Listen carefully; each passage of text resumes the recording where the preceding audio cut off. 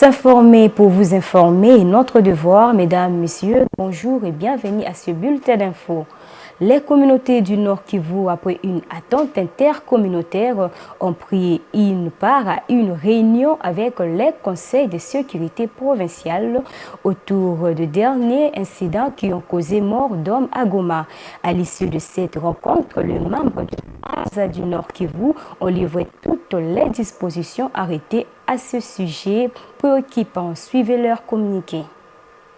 Message de paix de Baraza Lawazé intercommunautaire du Nord Kivu à l'issue de la réunion du comité provincial de sécurité élargi aux présidents et délégués des communautés du Nord Kivu de ce 11 septembre 2023.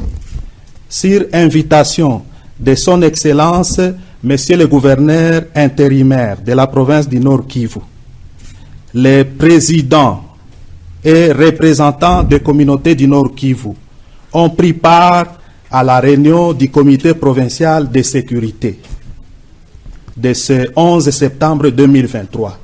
À l'issue de celle-ci, et après analyse de la situation sécuritaire qui prévaut en province du Nord Kivu en général et dans la ville de Goma en particulier, il ressort qu'il n'est plus le moment d'appeler la population à l'observance des villes mortes, en ce sens que ces dernières se transforment toujours à des dérapages conduisant à des pertes en vies humaines et des biens matériels des populations déjà meurtries.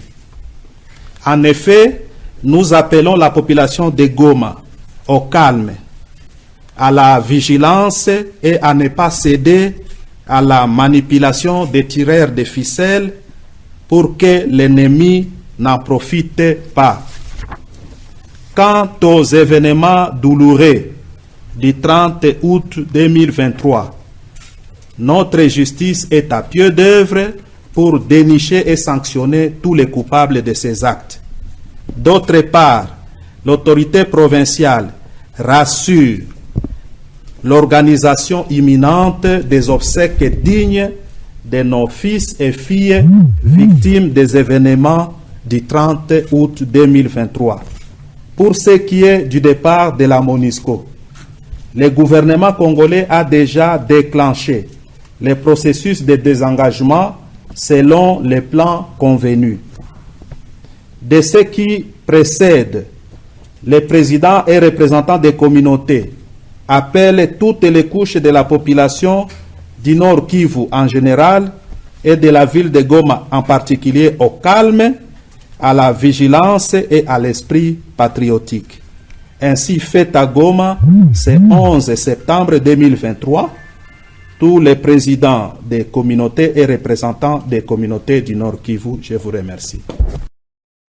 En complément au rapport du vice-premier ministre de l'Intérieur sur la sécurité du territoire, le vice-premier ministre, ministre de la Défense et ancien combattant Jean-Pierre Bemba a indiqué qu'à l'est du pays, hormis les incidents malheureux survenus le 30 août 2023 à Goma, la situation sécuritaire de la province du Nord Kivu reste marquée par les deux faits majeurs, dont celui est attrait au fait que le Rwanda a créé le faux groupe pour s'y revendiquer aussi Wazalendo.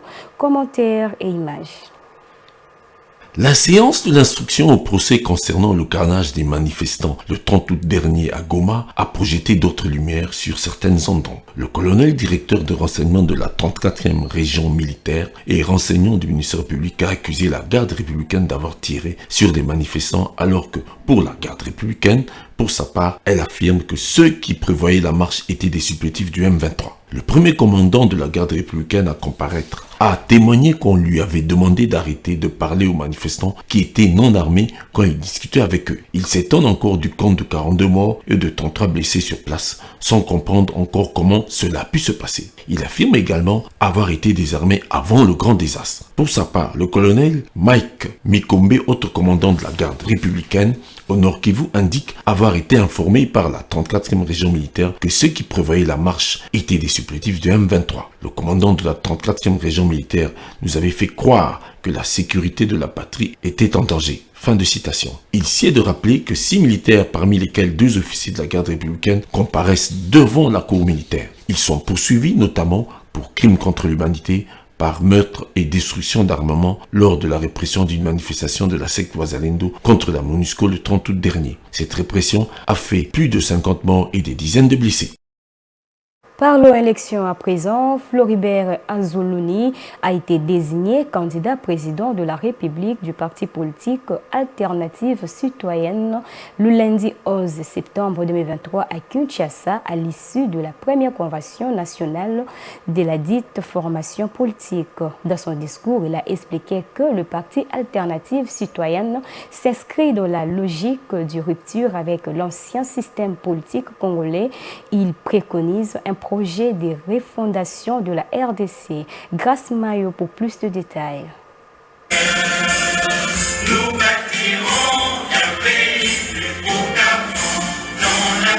L'activiste de droits de l'homme, Floribert Anzoulouni, désigné officiellement candidat à la présidentielle. Au cours d'une convention nationale, les membres de l'Alternative citoyenne ont adopté le statut du parti, le projet de société qui portera le parti, désigner les organes exécutifs du parti qui le coordonneront. Floribert Anzoulouni ambitionne d'une part de rompre avec le système de gouvernance prédateur, d'autre part, il propose un projet de refondation qui tient compte des défis, priorités et problèmes réels auxquels les citoyens sont confrontés. L'Alternative citoyenne est un parti politique qui s'est dit proposer un nouveau modèle démocratique pour la RDC et ambitionne de rendre au peuple congolais le pouvoir d'élire des dirigeants qui sont compétents, intègres et amoureux de leur pays. Son initiative vise à édifier une nation pacifique où les droits de l'homme sont honorés et la coopération internationale est primordiale.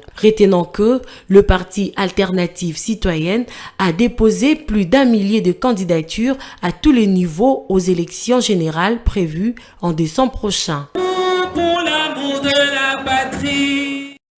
Et pour finir, les conducteurs des taxis-motos, communément appelés Wewa, dénoncent les tracasseries routières dont ils sont victimes et qu'ils ne font que s'accentuer dans les différents arrêts des bus de la capitale occasionnés par les éléments de la police de circulation routière PCR, mais aussi dans notre service dit Bureau 2, un constat fait par Enoch Kalonji et Shadrach Boulombo. À Kinshasa, capitale de la République démocratique du Congo, les tracasseries routières ne cessent de faire parler d'elles. Les automobilistes, particulièrement les conducteurs de taxis-motos, dénoncent certains abus de la part des agents de l'ordre habilités à réguler la circulation sur la voie routière. Cas du carrefour se trouvant à Lupen dans la commune de Ngalema. Comme vous pouvez le remarquer là devant, les motocyclistes sont toujours debout et paniqués. Une sorte de tracasserie comme pas possible, surtout ici à Lupen. Il y a même un major qui négocie avec le roulage, en sorte que s'ils arrêtent le motard, il appelle rapidement, il descend lui-même sur le terrain pour récupérer les motos. Nous demandons au général lui-même de venir s'enquérir de la situation. Même le général a comme na Ipen abeta li suscité pour tracasserie à ba moto na Ipen donc et comme vraiment mosala biso to sala suscité. Les Wewa dénoncent également le non-respect des instructions données par le nouveau commandant de la ville de Kinshasa, le général Kilimba Limba.